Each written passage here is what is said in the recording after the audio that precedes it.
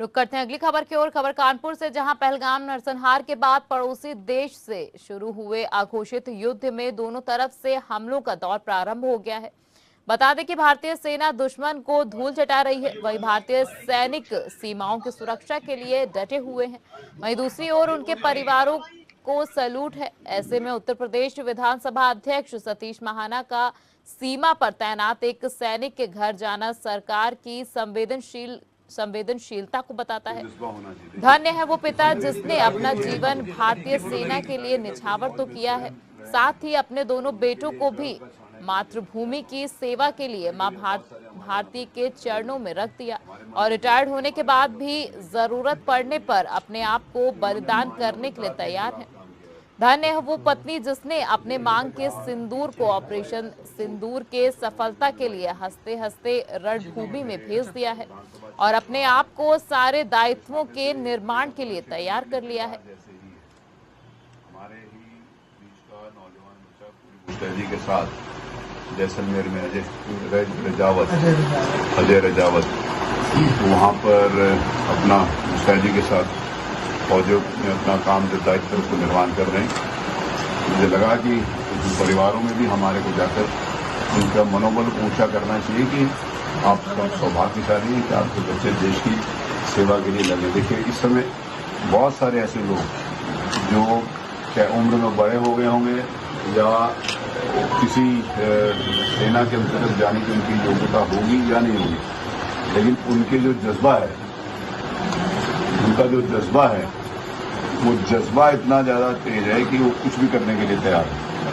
इस नाते से अजय जी के पूज्य पिताजी, उनकी पत्नी, उनका बेटा, ये सारे लोग हैं। हम सब लोग पूरे क्षेत्रवासी और पूरे देशवासी सारी सेनाओं के साथ हैं। लेकिन यहाँ पर मुझे लगा कि उनका परिवार रहता है। मेरी अजय से बात हुई, मैंने उससे पूछा कि हाउ इज द जोश। मेरा वेरी हाई होता है, वेरी हाई होता है। तो जोश हाई है हमारे नौजवान सैनिकों का। तो उस नाते से हमारी भी एक स्नेह, प्यार, विश्वास और एक ताकत के रूप में किसी के साथ करें, इस निमित्त आज इस को आना हुआ।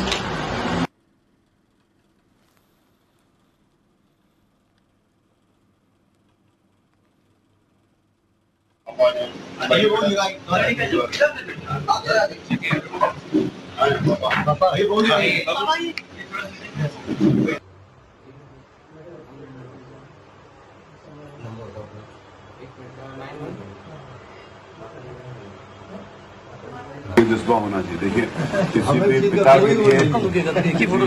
के लिए जो फौज में स्वयं रहे हैं तो उनके लिए गर्व का क्षण है कि मुझे बच्चे आज वहाँ। कभी कभी हम बहुत सारे हमारे यहाँ पर जो खड़े हुए हैं, हमारे मन में भी होता है कि हमारे को भी अवसर मिले कि हम वहाँ पर लगी हो। हस्बैंड उस समय बॉर्डर पे हैं, इसी चक्कर में वो मिलने के लिए आ रहे हैं। हमारे हस्बैंड के पास भी फोन गया था, उनका हालचाल लेते रहते बीच बीच में, तो इसी चक्कर में मिलने के लिए आ रहे हैं।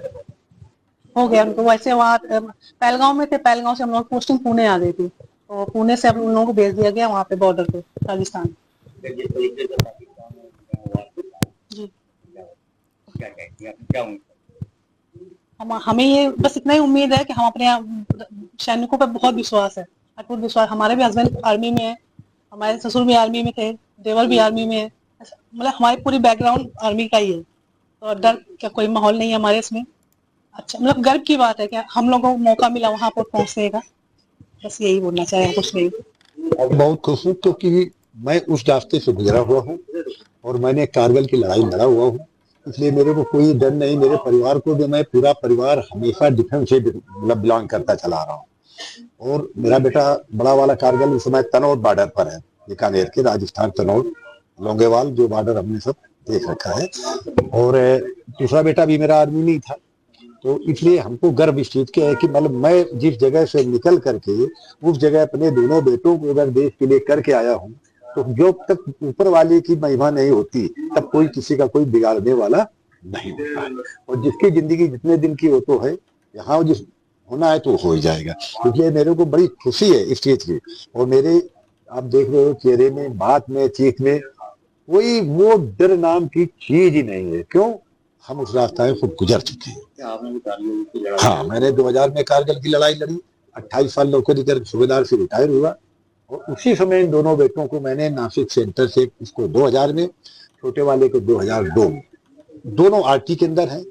आरटी एक महत्वपूर्ण चीज होती है क्योंकि पूरी इसमें गन रुपये होती है। रजावत जो हमारे सेना में हैं, वो आज महत्वपूर्ण बॉर्डर के ऊपर है। बहुत सारे विषय सार्वजनिक नहीं किए जा सकते कि कौन सी बॉर्डर में, कौन सी रेजिमेंट में है, लेकिन वो हमारे क्षेत्र का बच्चा है। उससे मेरी बात हुई, उसने कहा कि उनके पिताजी भी फौज में सूबेदार रिटायर हुए और उन्होंने भी कारगिल की लड़ाई लड़ी थी। उनकी पत्नी और उनका बच्चा सब लोग मॉरल सपोर्ट के लिए उनके साथ थे। तो मुझे लगा क्योंकि हमारे क्षेत्र का रहने वाले अगर नौजवान साथी उस डट कर उन सैनिकों का मुकाबला वहां पर कर रहा है, तो एक परिवार के नाते से, एक अपनेपन के नाते से, एक दूसरे की ताकत बनकर हम एक दूसरे के साथ खड़े हों, ये संदेश देने के नाते से आज मैं श्री अजय रजावत, जो इस समय जैसलमेर में है, वहां पर तैनात हैं, मैं उनके परिवार में आया हूं। और मुझे यहाँ पर आकर बहुत प्रसन्नता हुई। जिस समय मैं उनके पिताजी से मिला, उन्होंने बताया कि वो स्वयं भी